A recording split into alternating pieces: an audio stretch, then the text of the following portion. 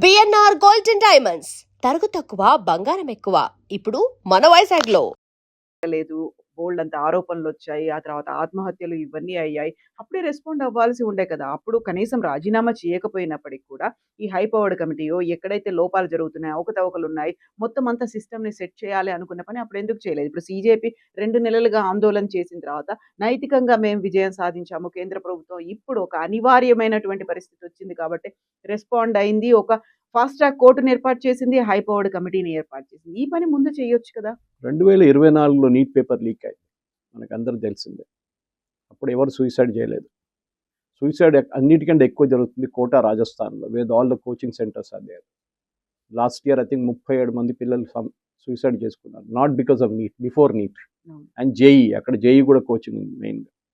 So పిల్లల మీద ఉన్న ప్రెషర్ అది సపరేట్. అది మనం దాని గురించి దీనికన్నా ముందు కూడా మాట్లాడాం. Parents are responsible for it. Okay, unrealized dreams. మీకు 21 లక్షల మంది పిల్లలు నీట్ ఎగ్జామ్ రాస్తున్నారు. సీట్లు 1,32,000. చెప్పండి ఇప్పుడు. దాంట్లో క్వాలిఫై అయింది ఈసారి 11 లక్షల మంది క్వాలిఫై అయ్యారు. అంటే 21 lakhs నుంచి 11 lakh కట్ ఆఫ్ మార్క్ దగ్గర వచ్చారు, 600 ప్లస్ మార్క్స్ దగ్గర. కానీ ఈ 11 లక్షల మందికి సీట్లు వస్తుందా? అది కూడా రాదు. నిన్న ఒక వీడియో ఐఐటి ఖరగ్పూర్ నుంచి ఒక స్టూడెంట్ ఒక వీడియో రిలీజ్ చేశారు. ఆయనకి ఫస్ట్ టైం ఆయన రాసినప్పుడు 542 ర్యాంక్ వచ్చినాయి and he could not get a seat. Okay, కానీ 542లో రిజర్వ్ కేటగిరీలో వచ్చిన స్టూడెంట్కి సీట్ వచ్చింది. So he was upset. కానీ ఆయన చెప్పారు, నేను మళ్ళీ నా బుక్స్కి వెళ్ళిపోయాను, 1 year నాకు లాస్, అది మళ్ళీ కూర్చొని చదువుకొని 52వ ర్యాంకో 53వ ర్యాంక్ వచ్చింది. ఆయనకు కావాల్సింది ఏరోస్పేస్, కానీ ఐఐటి మద్రాస్. కానీ 53 ర్యాంక్ వచ్చి, అంటే వేలాది మంది రాసిన తర్వాత కూడా 53 ర్యాంక్లో కూడా ఆయనకు అడ్మిషన్ రాలేదు. So he had to go and take admission in IIT Kharagpur, same subject aerospace. So మనం అడుగుతుంది ఏంటంటే, ఇప్పుడు ఒక పెద్ద డిమాండ్ ఏమొస్తుందంటే మెరిట్ కావాలన్నా ఇది, or you should have non merit based things. ఎందుకంటే కట్ ఆఫ్ మీరు చాలా కిందకి తీసుకొస్తే స్టాండర్డ్ కూడా పడిపోతుంది automatically. Anyway that's a matter of debate, separate debate. ఎందుకంటే ఈ రిజర్వేషన్ పాలసీ కానీ అంబేద్కర్ గారు 10 సంవత్సరాలు అని చెప్పారు, కానీ ఆ 10 సంవత్సరాలు పెంచుకుంటూ we're at 75+. We still haven't sorted out the issue. Economically based weaker సెక్షన్స్కి రిజర్వేషన్ తీసుకొచ్చాం, అక్కడ కూడా చాలా మటుకు మ్యానిపులేషన్ నడుస్తుంది.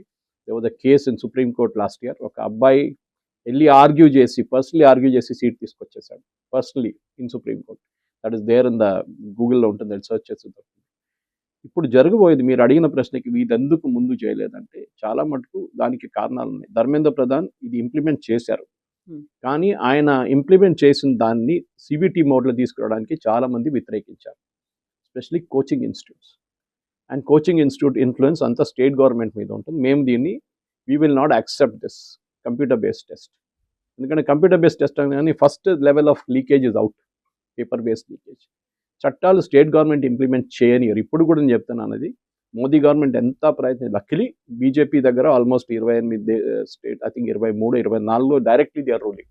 So they can get it done, not an issue, పెద్ద ఇష్యూ కాదు అది. ఓన్లీ తమిళనాడు, కర్ణాటక అండ్ బహుశా హిమాచల్, ఒక చిన్న స్టేట్, అది అంత పెద్ద ఇష్యూ లేదు అక్కడ. కానీ కేరళ, ఈ 4 స్టేట్లోనే ఈ ప్రాబ్లం రాబోతుంది. వీళ్ళు ఇంప్లిమెంట్ చేయకపోతే then they will depend on the local laws అన్నమాట. కానీ పిల్లలకి మనం కావాల్సింది, కవిత గారు మనకు తెలిసిందే, పిల్లలు మన దేశంలో ఇప్పుడు ఎగ్జాంపుల్ ఇచ్చాను, ఐఐటి కూడా అంతే, 17 లక్షల మంది రాస్తారు, సీట్స్ ఆర్ వెరీ లెస్. ఐఏఎం 1% సక్సెస్, 1 to 2%. అప్పుడు ఎప్పుడు ఉంటుంది ఈ ప్రెషర్? ఎందుకంటే కాలేజెస్ అండ్ స్కూల్స్ వాళ్ళ కోచింగ్లో, వాళ్ళ మెథడాలజీలో వాళ్ళు చదువు చెప్పట్లేదు.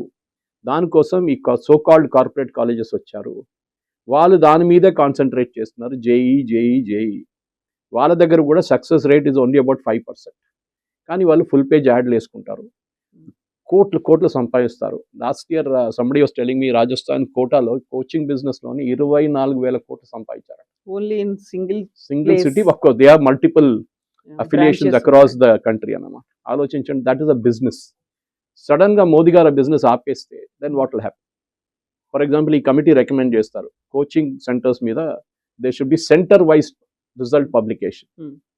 కోటా నుంచి ఎంతమంది క్వాలిఫై అయ్యారు, లాతూర్ నుంచి ఎంతమంది క్వాలిఫై అయ్యారు, హైదరాబాద్ నుంచి ఎంతమంది క్వాలిఫై అయ్యారు, సిద్దిపేట నుంచి ఎంతమంది qualify, you will suddenly see a huge difference. అంటే ఈ కోచింగ్ సెంటర్ మాఫియా ఎక్కడ ఉంది? ఎందుకంటే ఈ కేసులో కూడా మనం చూసాం, ఈ లీక్ చేసిన వాళ్ళు డైరెక్ట్ అమ్మింది ఫస్ట్ ఇండివిజువల్స్ కాదు, they sold it to coaching centres. Coaching centre హెడ్స్కి అమ్మారు కాలేజెస్కి, వాళ్ళు దాన్ని డిస్ట్రిబ్యూట్ చేసుకున్నారు వాళ్ళకి, ఎందుకంటే వాళ్ళకి ర్యాంక్స్ కావాలి, ఫుల్ పేజ్ యాడ్లు వేయాలి కదా వాళ్ళకి, అప్పుడు కదా నెక్స్ట్ ఇయర్ వచ్చాయి వాళ్ళకి అడ్మిషన్, మళ్ళీ కోట్లు అక్కడి నుంచి వస్తాయి. సో ఆ మాఫియాని కట్ ఆఫ్ చేస్తే బహుశా Nandan Nilekani is very tough with such things. ఆయన చేయాల్సింది ఈ కోచింగ్ మాఫియాని మీరు ముందుకు కానీ సొల్యూషన్ ఏంటి దానికి? పిల్లలు మళ్ళీ ఎగ్జామ్ రాయాల్సిందే కదా, అంటే కాలేజెస్ వాళ్ళ కోచింగ్ ఇంప్రూవ్ చేయాల్సి వస్తుంది. ఎందుకంటే మన దగ్గర పుట్టంగానే పిల్లలు అమ్మాయినో అబ్బాయినో నీట్లో జేఈ పంపి డిసైడ్ చేసుకుంటారు కేజీ క్లాస్ నుంచి. అది ప్రాబ్లం మన దగ్గర, ఎస్పెషల్లీ తెలుగు స్పీకింగ్ స్టేట్స్లో. If you go to Kerala, మా దగ్గర నర్సింగ్కి ఎక్కువ డిమాండ్ ఉంది. ఓకే, మీరు you will always think why nursing. మన దగ్గర ఇక్కడ హైదరాబాద్లో ఎంతోమంది కేరళ నుంచి వచ్చే అమ్మాయిలు ఇక్కడ నేర్చుకుంటున్నారు, నర్సింగ్ నేర్చుకుంటున్నారు. అది వాళ్ళ ప్రయారిటీస్ ఉంటుంది సపరేట్. ఇక్కడేమో ఇంజనీరింగ్ చేసి యూఎస్కి వెళ్ళాలి. ఈ ఉన్న దానికి మార్పులు మోదీ గవర్నమెంట్ తీసుకొస్తున్నాయి చూడండి, దాన్ని ఇంప్లిమెంట్ చేయాలంటే చాలా మటుకు ఒకటి టెక్నాలజీ బేస్డ్ సొల్యూషన్స్ కావాల్సి వస్తుంది. మీరు ఫర్ ఎగ్జాంపుల్ మణిపూర్లో, మిజోరాంలో మీరు ఎగ్జామ్ ఎట్లా కండక్ట్ చేస్తారు? What is the sanctity for the exam? ఎవరు ఓవర్సీ చేస్తున్నారు ఎగ్జామ్ని? మీరు సీసీటీవీ పెడతారు, ఇంపర్సనేషన్ జరుగుతుందా? మీరు దుబాయ్లో సెంటర్ పెట్టారు, ఎవరు కంట్రోల్ చేస్తున్నారు దాన్ని? ఇది వన్ సెంటర్ కాదు కదా, ఒకటే ప్లేస్లో ఒక 50,000 మంది కూర్చొని ఎగ్జామ్ రాస్తుంటే మీరు సూపర్వైజ్ చేయొచ్చు. ఎక్కడో దీన్ని మ్యానిపులేషన్ చేసి వెనక నుంచి టీచరో ఎవరైనా ఆన్సర్ చెప్పుకుంటూ పోతే then the entire system is compromised. Last year I think చాలా మందిని ఇంపర్సనేషన్లో పట్టుకున్నారు. బీహార్లో మొన్న జరిగిన ఒక స్టేట్ గవర్నమెంట్ ఎగ్జామ్లో 11 మందిని పట్టుకున్నారు ఏఐ బేస్డ్ టూల్స్ యూస్ చేసి.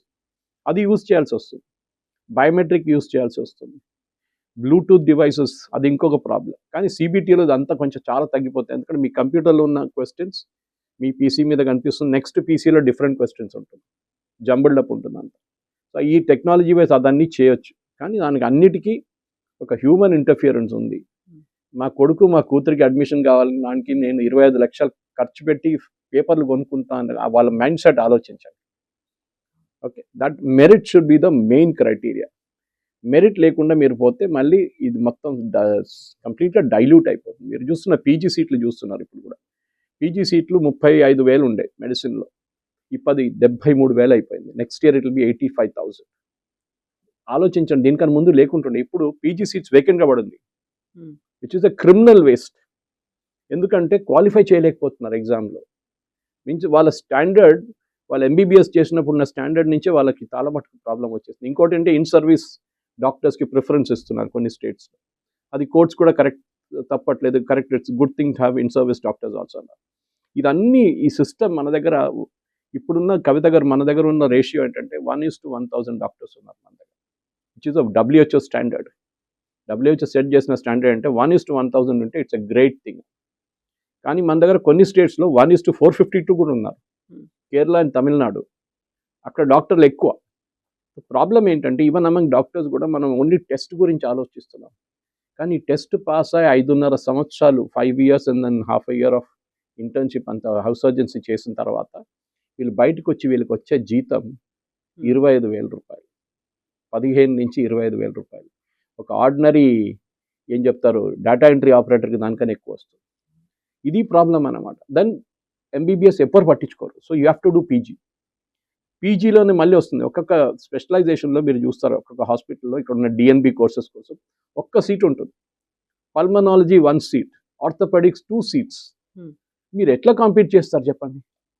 The problem is that. రెండవది ఫ్యాకల్టీ రిక్వైర్మెంట్. మీరు పెంచుకుంటూ పోతే ఫ్యాకల్టీ ఎక్కడి నుంచి ఉంటారు, ఎస్పెషలీ మెడిసిన్లో it's a big problem faculty. మీరు అన్ని ఇన్స్టిట్యూట్లు ఐఐటీ లెవెల్కి రారు, జేఈలు చూస్తే కూడా, ఇంజనీరింగ్లో కూడా కొన్ని ఇన్స్టిట్యూట్స్ ఉంటే they will not even qualify for that standard. ఇదన్నీ మనకు ప్రాబ్లం వస్తుంది అన్నమాట. చాలా మటుకు ఇన్స్టిట్యూట్స్ని లాస్ట్ 5 సంవత్సరాల్లో అప్గ్రేడ్ చేశారు.